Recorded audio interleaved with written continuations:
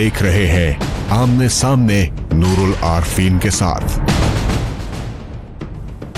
अस्सलाम वालेकुम नाज़रीन, मैं हूं नूरुल आरफीन सिद्दीकी और आप देख रहे हैं प्रोग्राम आमने सामने। मैं अगर लम्हे भर को बोल पड़ा, मुद्दतों तक मेरी आवाज़ सुनी जाएगी। कुछ लोग या तो बोलते ही नहीं और जब बोलते हैं तो कफन फाड़ के बोलते हैं। ऐसा बोलते हैं कि वो तीर बहदफ नुस्खा साबित होती है और ऐसे लोगों को जो कुछ कहा जाता है वो मैं ऑनियर नहीं बता सकता। उनकी ज़बान के बारे में कुछ ज़रूर कहा जाता है। मेरे ख्याल है आपका याददाश्त काम कर रही होगी कहाँ तक मैं पहुँचाना चाह रहा हूँ। हमारे सदर मोहतरम जनाब ममनून हुसैन साहब आज से काफ़ी अरसे पहले उन्होंने एक पेशन गोई की थी। उन्होंने पेशन गोई क्या की थी, पहले ज़रा वो मुलाहिज़ा कीजिए, उसके बाद फिर आपको दिखाते हैं उस पेशन गोई का मज़ीद अहवाल। करप्ट लोगों में भी मुख्तलिफ दर्जात हैं। कोई बहुत ज़्यादा करप्ट है, कोई दरमियाना करप्ट है, कोई तो एक्स्ट्राऑर्डिनरी करप्ट है। ये जो एक्स्ट्राऑर्डिनरी करप्ट है, कभी आप देखिएगा मनहूस चेहरे होते हैं, मनहूस चेहरे पे नहूसत टपक रही होती है। अल्लाह की लानत उनके चेहरों पर मौजूद होती है। नजर आते हैं कि ये कोई बहुत ही बड़ा करप्ट आदमी है। कभी गौर कीजिए इस बात पे। और अफसोस जब होता है जब मैं देखता हूँ कि जनाब कई एक ऐसे लोग हैं जिन्होंने बड़े बड़े करप्शन के मैदान मारे हैं, लेकिन बहुत सीना तान के चलते हैं जनाब के। वो तो बड़े सोटिया सरदाब हैं, वो तो कभी कोई गलत काम किया ही नहीं। उनसे ज़्यादा तो मुल्क का हमदर्दी नहीं है। बहरहाल अब बहुत वक्त गुजर गया। अब मैं आपको बता दूं, बिल्कुल यकीन के साथ मैं आपको कह रहा हूं कि अब वो वक्त आ रहा है। ये जो पनामा लीक्स है जो आपने देखा है ना, ये मामला जो उठा है, ये भी कुदरत की तरफ से उठा है और इसकी वजह से पता नहीं कौन कौन से मामलात उठेंगे। आप देखेंगे कि बहुत सारे जो लोग हैं जो अपने बड़े इत्मीनान से बैठे हुए हैं कि साहब हमने तो ये कर लिया, वो कर लिया, उनका कुछ नहीं हो सकता। आप देखिएगा कैसे कैसे लोग पकड़ में आएंगे। ये बात मेरी याद रखिएगा। सदर मोहतरम की ये ऐसी यॉर्कर बॉल थी जो अपने ही खिलाड़ियों की विकेट ले गई, बल्कि खिलाड़ियों क्या सीधी कप्तान की विकेट ले गई। यानी इसके बाद मियां नवाज शरीफ की विकेट डाउन हो गई। अब खुदा का करना कहिए, अल्लाह ताला की मसलियत देखिए कि सदर ममनून हुसैन से अल्लाह ताला ने ये काम लेना था और उसके बाद फिर अब ममनून हुसैन साहब ने अपने इस स्टेटमेंट की एक बार फिर तौसीक फरमाई। कल जब मैंने दूसरी मरतबा उनके बयान का दूसरा हिस्सा जो इसी की कंटिन्यूएशन कही जा सकती है देखा तो लम्हे भर को तो मैं सख्ते में आ गया। क्या कहा सदर मोहतरम ने, ज़रा मुलाहिज़ा कीजिए। जो वाक़यात पाकिस्तान में बदनवानी के हुए हैं तो ये अल्लाह का कानून है कि आदमी कुछ दिन बचता है लेकिन आखिरकार पकड़ा जाता है। किसी जगह एतराज़ात भी सामने आते हैं और किसी जगह एतराज़ात नहीं आते। बहरहाल ये है कि एहतसाब हमेशा प्रॉपर होना चाहिए। इंशाअल्लाह पाकिस्तान आगे जाएगा। इंशाअल्लाह अल्लाह ने चाहा तो पाकिस्तान ज़रूर आगे जाएगा। थोड़ा सा पीछे लिए चलूँगा आपको। ममनून साहब जिस वक्त सदर नहीं थे, जिस वक्त वो पाकिस्तान मुस्लिम लीग नून के सीनियर रहनुमा कराची में मुकीम थे, उस वक्त मैंने उनसे एक यादगार इंटरव्यू किया था। इस इंटरव्यू का ज़रा थोड़ा सा अहवाल मुलाहिज़ा कीजिए तो आपको पता चलेगा कि ममनून साहब किस हद तक बेबाक वाक़ हुए थे। इमरान खान बुरा है, नवाज शरीफ अच्छा कैसे है? मैं तो ये पूछना चाह रहा हूँ। अच्छा कैसे है? इमरान खान में क्या अच्छाइयाँ हैं? नवाज शरीफ साहब या उनके हवारी 90 गए? आप सन बताएं कौन से सन में गए थे? नवाज शरीफ जो कुछ करे वो सही कैसे है और जरदारी जो कुछ करे वो गलत क्यों है? ऐसा लगता है कि जैसे नवाज शरीफ ने आपका पता नहीं कौन सा खजाना लूट लिया है। एक जुमला जो इसमें मिसिंग है वो ये कि मैंने उनसे पूछा था ममनून साहब से कि सर जरदारी ने अगर महल बनाया तो नवाज शरीफ ने भी तो महल बनाया और वो महल कोई गन्ने का रस बेच के तो नहीं बनाया था। सदर मोहतरम जो उस वक्त सदर नहीं थे बहुत ये बात सुनकर हंसे थे और इंटरव्यू के बाद उन्होंने मुझसे कहा था कि आपने वाकई मुझे गुस्सा दिला दिया। इनफैक्ट इस प्रोग्राम से पहले मैंने ममनून साहब को चैलेंज किया था कि सर आप आज इस हॉट सीट पर जब बैठ रहे हैं तो मैं आपको गुस्सा दिला के रहूँगा। उन्होंने कहा मैं बहुत कूल माइंडेड आदमी, मुझे गुस्सा आता ही नहीं। अहवाल आपने मुलाहिज़ा किया, मैंने उनके साथ उनसे किस तरह से खिदमत ली। लेकिन यहाँ ममनून साहब से कुदरत ने जो काम लिया उसी की कंटिन्यूएशन में मैं अपने मेहमानों से बात करूँगा। मेरे साथ मौजूद हैं शकूर शाद साहब, पाकिस्तान तहरीक इंसाफ के रहनुमा। शाहिदा रहमानी साहिबा मोहतरमा हमारे साथ मौजूद हैं, पाकिस्तान पीपल्स पार्टी की तर्जुमानी कर रही हैं। राना अफजल साहब हमें टेलीफोन लाइन पे ज्वाइन करेंगे, पाकिस्तान मुस्लिम लीग नून से उनका ताल्लुक है। राना साहब सर आप मौजूद हैं मेरे साथ टेलीफोन लाइन पे? जी मैं सुन रहा हूँ। राना साहब सर सदर मोहतरम ने ये जो बदउन्वान अनासिर के खिलाफ एक पेशनगोई की थी उसके बाद फिर कल उनका ताज़ा तरीन बयान सुनकर मैं कुछ कंफ्यूज सा हो गया, बल्कि पूरी कौम एक अजीब से मखमसे में है। उन्होंने फरमाया कि जो कुछ मैंने कहा था वो हो गया और अब इसकी अगली कड़ी अब आप मुलाजा करेंगे। सर ये अपनी क्या कहते हैं, अपनी सफ़ों में जो भगदड़ मची है, इसकी इंडिकेशन अपनी सफ़ों में से की जा रही थी, क्या कहेंगे सर? देखिए, मैं समझता हूं कि पाकिस्तान में इन्वेस्टिगेटिव जर्नलिज्म की बहुत शदीद कमी है और जो सवाल उनसे पूछा गया वो उनके हैदराबाद वाले जवाब के बारे में था। वहां से ये बात शुरू हुई और हैदराबाद का जब उन्होंने बयान दिया था उसके बाद उन्होंने स्टेटमेंट दिया था कि ये जो बयान उन्होंने एक जेनेरिक बात की, एक स्टैंडर्ड बात की, उन्होंने नवाज शरीफ के बारे में बात नहीं की। तो आज जो सारे चैनल जो फारग बैठे हैं इसी टॉपिक के ऊपर 50 चैनल पाकिस्तान के बात कर रहे हैं, मैं समझता हूँ कि ये एक नॉन इशू है। जब उन्होंने पहले ही कह दिया था कि नवाज शरीफ के बारे में मैंने ये बात नहीं की थी, फिर हैदराबाद वाली बात का सवाल पूछा गया, एक असूलन जो उन्होंने बात की कि जो लोग करप्ट हैं वो बुरे हैं, लेकिन उसको नवाज शरीफ से तो नहीं जोड़ा उन्होंने। आपके जो जर्नलिस्ट वहां पे थे उनको मजीद पूछ लेना चाहिए था कि क्या आप नवाज शरीफ के बारे में कह रहे हैं, फिर इसके ऊपर आप प्रोग्राम करते, लोगों का कौम का वक्त उस पर अगर सर्फ होता तो वो बेहतर सर्फ होता। तो मैं ये समझता हूँ कि मैं कंफ्यूज नहीं हूँ, उन्होंने मियां नवाज शरीफ के बारे में बात नहीं की। राइट सर, मेरे साथ मौजूद रहिएगा। सर मैं मोहतरमा के पास जा रहा हूँ। मोहतरमा, आपको प्रोग्राम में खुशामदीद कहते हैं। ये मुझे बताइएगा, एक खबर मुझे बता रही है, करप्ट लोगों की बात हो रही है तो पता नहीं क्यों ये खबर मुझे याद आ गई। इसमें लिखा है अब्दुल गनी मजीद को ब्रेन हेमरेज का खतरा।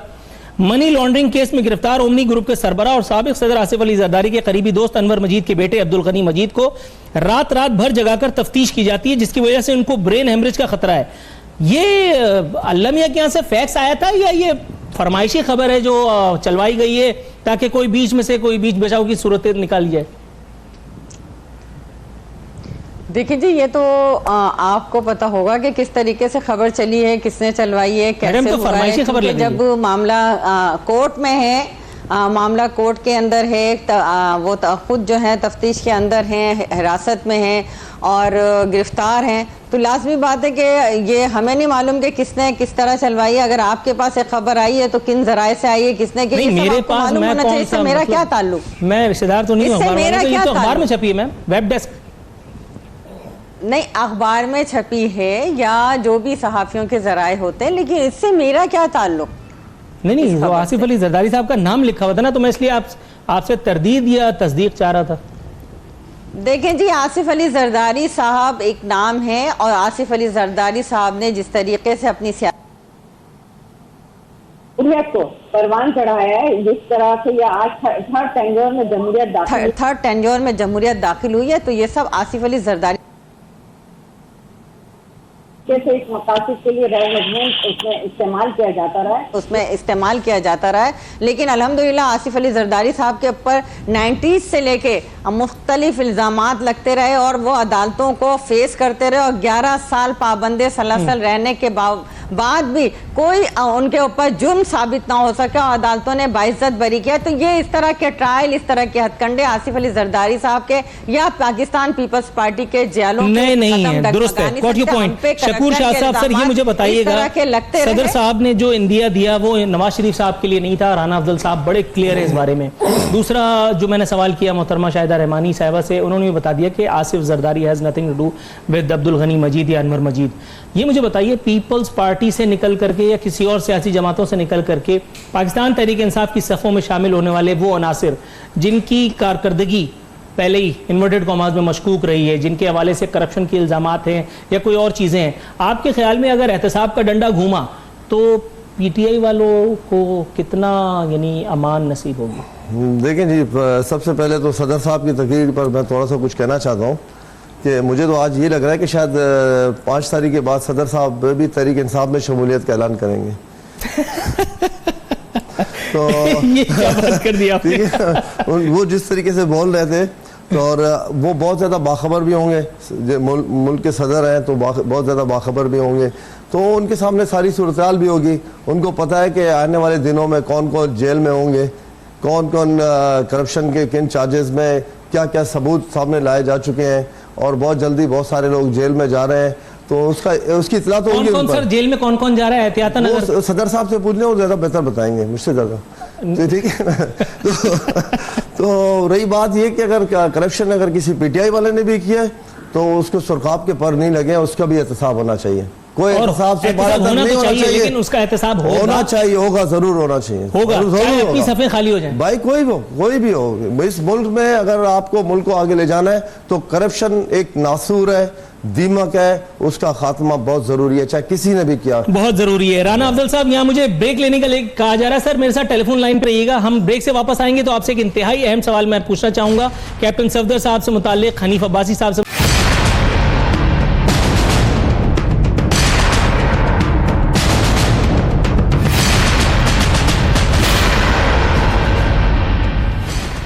वेलकम बैक नाजरीन, बदस्तूर तमाम मेहमान हमारे साथ मौजूद हैं। राना अफजल साहब, सर ये मुझे बताइएगा, मुझे ऐसा लग रहा है कि तमाम लीगी क़यादत रफ्ता रफ्ता एक एक करके सब अहले दिल के काफिले में शामिल हो रहे हैं। कैप्टन सफदर के बाद हनीफ अब्बासी साहब का दिल भी दगा देने लगा, दोनों हजरात को स्टंट्स डाले गए हैं। सर ये बीमारी जो अचानक ओद कर आई है, अल्लाह ताला दोनों साहिबान को शिफाए कामिला आजिला अता फरमाए, आपके ख्याल में इसमें बीमारी में कोई सियासत तो कारफरमा नहीं है? कुछ लोग जो हैं वो इस हवाले से शुकूक व शुबहात का शिकार है। देखिए, मैंने तो अच्छे भले चलते फिरते लोगों को गिर जाने से और गिरते हुए देखा और अल्लाह को प्यारे होते हुए देखा। इसका जवाब तो अल्लाह मियां ही दे सकते हैं। यानी ये बीमारी 100% सियासी नहीं है, आप ये फरमा रहे हैं? देखिए, हर बंदे को टेंशन जो है वो एक बहुत एक बड़ी बीमारी होती है। अब वो टेंशन जो है वो सिर्फ गुनाहगार लोगों को नहीं होती, एक बेगुनाह को जब आप पकड़ लेते हैं तो उसको उससे दुगनी टेंशन होती है, और कि मेरे साथ ये क्यों हुआ। तो अब ये अल्लाह दिलों के हालात अल्लाह जानता है। मेरा ख्याल है कि ये सवाल दुरुस्त फरमा रहे हैं पीरनी से पूछ लें, किसी पीरनी से पूछ लें, वो शायद पाकिस्तान चलाने में बेहतर जवाब दे दें आप। अच्छा, ये मुझे बताइएगा मैडम कि इमरान खान साहब 2.5 बरस में खुद असम्बलियां तोड़ देंगे फरमाया है मंजूर वसान साहब ने, जो ख्वाब वालों के नाम से मशहूर है। आपके ख्याल में ये ख्वाबों का सिलसिला जो है ये आमद दोबारा शुरू हो गई है? इसमें अगला नाम कहीं अपने ही किसी प्यारे का तो नहीं है? ये दोबारा से पेशन गोइयों के सिलसिले का क्या मतलब? 2.5 बरस, 3 बरस, 4 बरस, अभी तो दुकान लगी है, अभी तो बहुत सारे काम होने बाकी हैं। बिल्कुल वजह फरमाया, अभी तो दुकान लगी है, मंडी लगी है, लोगों की खरीदारी हुई है और हुकूमत बनी है। बिल्कुल आपने वजह फरमाया। खरीदारी तो सेनेट के इलेक्शन में भी हुई थी मैम। मंजूर वसान ये तो सेनेट के आजाद में वो लोग उन्होंने किए जो कि कहते थे कि आजाद मेंबरान होने ही नहीं चाहिए, वो तो लानत होते हैं। फिर आजाद मेंबरान को भी खरीदा गया, फिर वो MQM जिसको दहशतगर्द जमात थी उसके साथ भी किया गया। इसी तरह वो परवेज इलाही के लिए कहा गया कि जी। अच्छा मैम, अगर मेरी याददाश्त दुरुस्त काम कर रही है तो परवेज इलाही को डिप्टी प्राइम मिनिस्टर नामजद करने वाले भी आप ही लोग थे। परवेज इलाही अगर गलत थे तो उस वक्त भी होंगे। मैं तो उनकी बात कर रही हूँ कि जो कहते थे कि वो तो डाकू हैं, वो तो चोर हैं, आपकी क़यादत ने तो उनको कातिल डिक्लेयर किया था। हम अपनी बात नहीं कर रहे, हम कोई बात को हम तो सियासत कर रहे हैं और बड़े तहम्मुल के साथ, बुर्दबारी के साथ कर रहे हैं। पीपल्स पार्टी ने जो सियासत की वो वक्त ने साबित की कि पीपल्स पार्टी का हर स्टैंड मुल्क में जमहूरियत के लिए, हमारी मंजिल कभी हुसूल इक़्तिदार नहीं रही। हमने हमेशा ये चाहा कि जमहूरियत चलती रहे, तमाम इदारे अपने अपने डोमेन में काम करें। अभी आपने बात की मंजूर वसान साहब की, तो मंजूर वसान साहब का अपना ओपिनियन है, हर शख्स अपनी राय देता है और मंजूर वसान साहब देते हैं तो उन्होंने कुछ सोच के कहा होगा, लेकिन ये पार्टी राय नहीं है।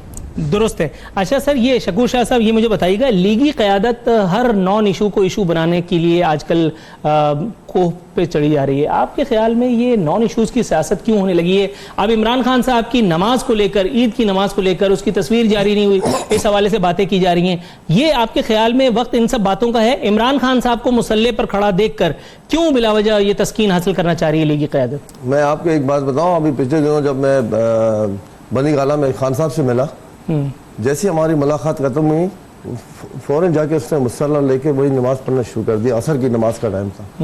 तो वो एक सच्चे मुसलमान है। इस पे अगर कोई कमेंट करना चाहता है तो वहाद चीमा और फहाद हसन फवाद ने जो इंकशाफात किए और जो एक बहुत लंबी फहरिस्त सामने आ गई है, जो जिन जिन लोगों ने बेदर्दी से इस मुल्क को लूटा है उनका एहतसाब उनको डरावने ख्वाब नजर आते हैं। तो आप अपनी तस्कीन के लिए वो कुछ भी कह सकते हैं, अपनी दिल की तसल्ली के लिए कुछ भी कहें, लेकिन खान साहब इस मुल्क में उम्मीद की आखिरी किरण है, आखिरी उम्मीद की किरण। आखिरी किरण है। और अगर अल्लाह ने उनको मौका दिया तो पाकिस्तान इंशाल्लाह बहुत आगे जाएगा। उम्मीद का साबका सूरज भी हमारे साथ है। राना अफजल साहब, सर चीफ जस्टिस साहब का आज जो स्टेटमेंट है वो सुनकर बड़ा अचंभा सा हो रहा है। तो फरमाते हैं शहबाज बतौर वजीर आला सुल्तान बनकर जो चाहता करता रहा, PKIL में फंड इस्तेमाल की रिपोर्ट तलब। आपके ख्याल में ये खादिम आला सुल्तान मुअज्जम थे जो जिस डॉक्यूमेंट पे चाहते थे साइन कर देते थे, कोई पूछने वाला नहीं था, और अब चीफ जस्टिस ने उनके हवाले से ये जो बात की है, इसे किस तरफ देखते हैं आप? देखिए, अब मैं चीफ जस्टिस साहब को क्रिटिसाइज तो नहीं करूंगा, और हालांकि गुंजाइश काफी होती है कि अगर वो अपनी अदलिया के अंदर ही बदबयानती खत्म कर लें और जिस तरह से बाजार लगा हुआ है उसके ऊपर काबू कर लें, तो हम उनका बहुत शुक्रिया अदा करेंगे। अब देखें, उनका रिमार्क जो है वो शायद इससे ताल्लुक रखता है कि मियां शहबाज शरीफ जो प्रोजेक्ट्स वो डिलीवर बहुत जल्दी करना चाहते थे और किए हैं उन्होंने, और उनकी एक यही होती थी कि जितनी जल्दी प्रोजेक्ट कंप्लीट होगा उसकी कॉस्ट उतनी कम हो जाएगी और उसके ओवररन नहीं करेगी, कॉस्ट बढ़ेगी नहीं। और हर बंदा जो एक प्रोजेक्ट को मैनेज कर रहा होता है वो मुल्क के मुफाद में उसका अपना एक तरीका कारकर्दगी का होता है। एक PTI है जो हर बंदे में नुक्स निकालती है और हर बंदे में से कीड़े निकालती है और हर बंदे को बददयानत कहती है। हालांकि मैं समझता हूं कि इन लोगों ने जो मेट्रो शुरू की है पेशावर में, जो इन लोगों ने, सोए हुए बादशाहों ने, ये भी कह रहे थे जी वो आखिरी किरण है, पहली किरण के बाद, पहली किरण से पहले ईद की नमाज होती है। अगर पाकिस्तान, इस्लामी रियासत पाकिस्तान के सरबराह ने ईद की नमाज नहीं पढ़ी तो ठीक है, अवाम जाने और वो जाने, हम तो पहले और किस्म की निशानदेहियां करते रहे हैं, लेकिन ये कहते थे जी जाती मामलात हैं। बहरहाल इस्लामी रियासत की लीडरशिप के कुछ तकाजे भी हैं। तो ये मैं शहबाज शरीफ की जो बात हो रही थी वो ये कि वो प्रोजेक्ट्स उन्होंने डिलीवर किए हैं और उनकी कॉस्ट ओवररन नहीं हुई, और अगर उसमें कोई करप्शन मिलेगी तो उन्होंने खुद कहा है कि मैं तो मतलब सियासत छोड़ दूंगा, आप इंतजार कर लें। ये जो एक ब्लेम गेम है और ये चीजें हैं, इसके साथ हमारे साथ ये खिलवाड़ बहुत हुआ है। पहले कह दिया कि जी ये डॉन है, फिर कह दिया जी ये माफिया है, और फिर डॉन और माफिया को ढूंढने लग गए, और फिर उन्होंने जो कुछ किया और जो अब अदालत में आवाजें आ रही हैं वो हमारी पार्टी को इन्होंने ये मिलजुल के निकालना था इक़्तिदार से, उसमें ये कामयाब हो गए और अब कहते हैं कि इन चीजों को छोड़ें, आगे चलें, इस हुकूमत को सपोर्ट करें जो हुंडी से पैसे लाने की मशवरे देती थी, जो पाकिस्तान में सिविल नाफरमानी के मशवरे देते थे, उन लोगों को सपोर्ट करें। तो हम तो खामोशी से देख रहे हैं कि पाकिस्तान जा कहाँ रहा है। अल्लाह करे कि ये बच जाए मुल्क।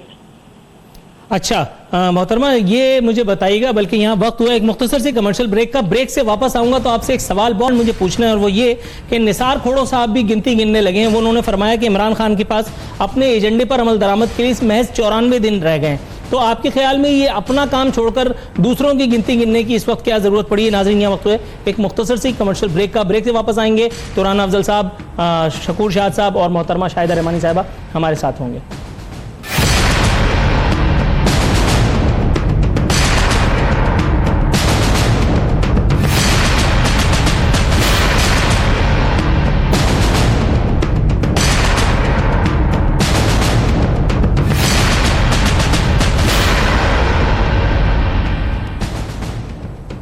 वेलकम बैक नाजरीन, बरस्तूर हमारे मेहमान हमारे साथ मौजूद हैं। मोहतरमा शाहिदा रहमानी से मुझे जो सवाल पूछना था उस सवाल को मैं दीदा व दानिस्ता ड्रॉप करके एक और सवाल मैं पूछने चाह रहा हूँ।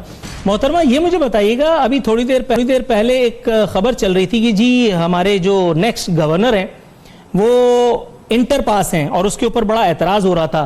पूछने वाले तो फिर ये भी पूछते हैं कि जब FA पास सदर बन सकता है तो इंटर पास ने क्या कसूर किया है? देखिए जी, सबसे पहले जो आपने सवाल किया था उसको क्यों ड्रॉप किया आई डोंट नो, लेकिन उसको इसलिए ड्रॉप किया क्योंकि वक्त बहुत कम है मैम। सबसे पहली चीज तो ये कि देखिए तालीमी काबिलियत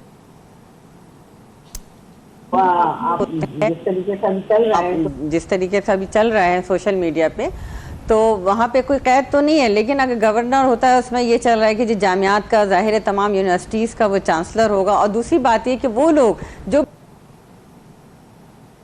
एजुकेटेड हैं, वेल क्वालिफाइड हैं और हम जो है नया कि एक सोशल मीडिया में सवाल चल रहा है कि जी अगर ये तब्दीली है तो एक इंटर पास शख्स जो है वो तमाम जामियात का फैसला करेगा, वो चांसलर होगा, तो ये एक सोशल मीडिया का सवाल है। लेकिन अगर जहाँ तक देखा जाए तो उसके अंदर कोई कैद नहीं है कि आपकी एजुकेशन कितनी होनी चाहिए, कितनी नहीं होनी चाहिए। असल चीज़ आपका एक्सपीरियंस और तजुर्बा होता है। आपने जहाँ तक बात की जी इंटर पास, तो आसिफ साहब इंटर पास नहीं है, FA पास साहब की वेल क्वालिफाइड हैं और उन्होंने कैडेट कॉलेज से तालीम हासिल की। उसके बाद उनकी क्वालिफिकेशन क्या है मैम, जरा मुझे बताएंगी? हासिल की आसिफ अली जरदारी साहब की क्वालिफिकेशन मुझे बताएंगी? इस तरीके से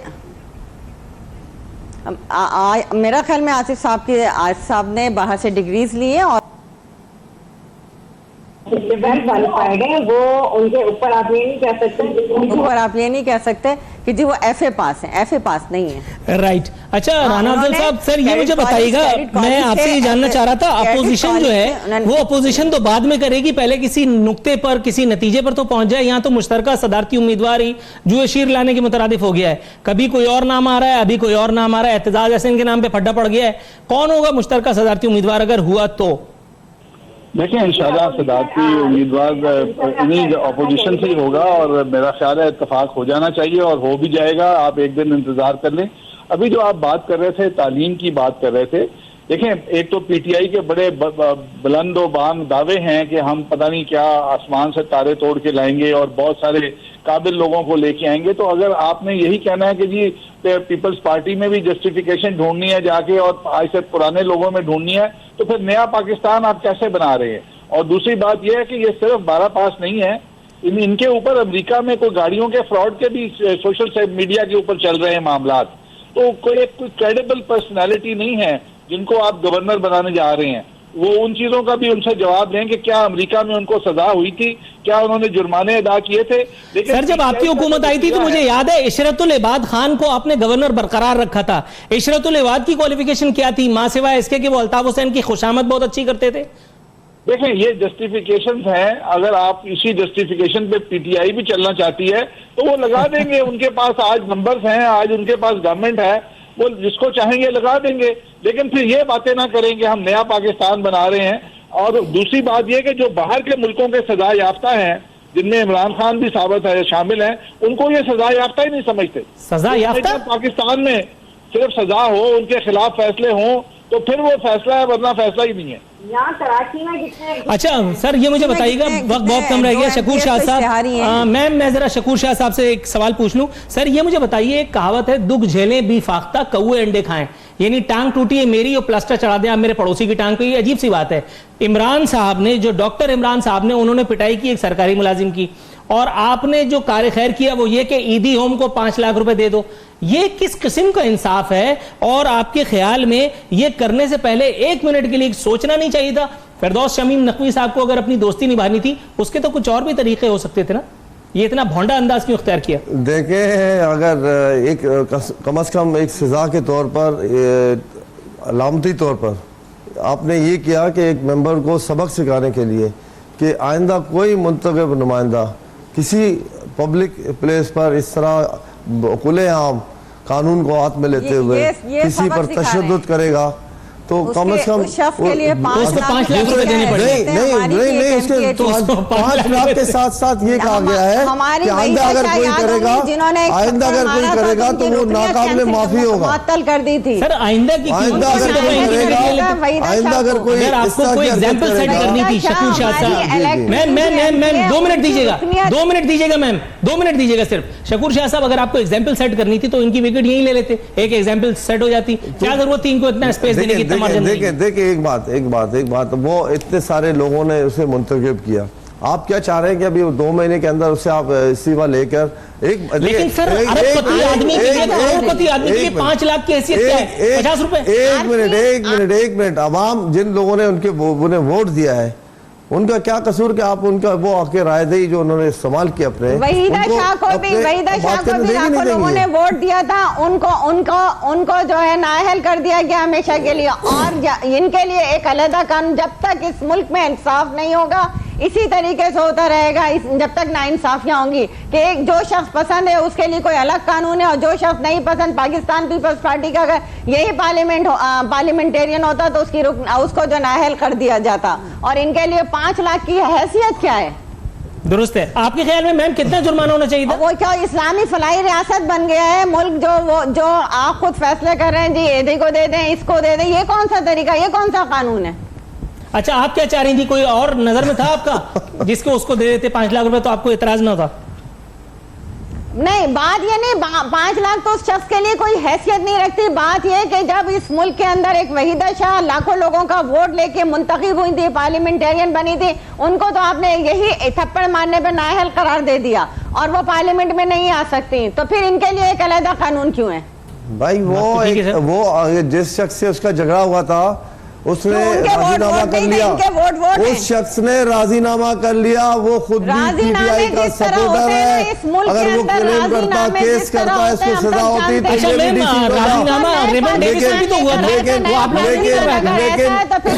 लेकिन सही कह रहे हैं आरफीन साहब के रेमंड डेविस को भी आपने भगाया। नाज़रीन, पाकिस्तान जितना नया है वो तो सब आप देख, ये वही पुराने पाकिस्तान की कुछ झलकियां आपको दिख रही थी कि जहां मुझे बात करने का मौका नसीब नहीं हो रहा था। मैं अपने तमाम मुअज़्ज़िज़ मेहमानों का, शाहिदा रहमानी साहिबा का, राना अफजल साहब का और बिलखुसूस शकूर शाद साहब का इंतहाई मशकूर हूँ कि अपनी मसरूफियत के बावजूद हमारे प्रोग्राम में शरीक हुए। नूरुल आरफीन सिद्दीकी और आमने सामने की टीम को इजाज़त दीजिए। फ़ी अमान अल्लाह।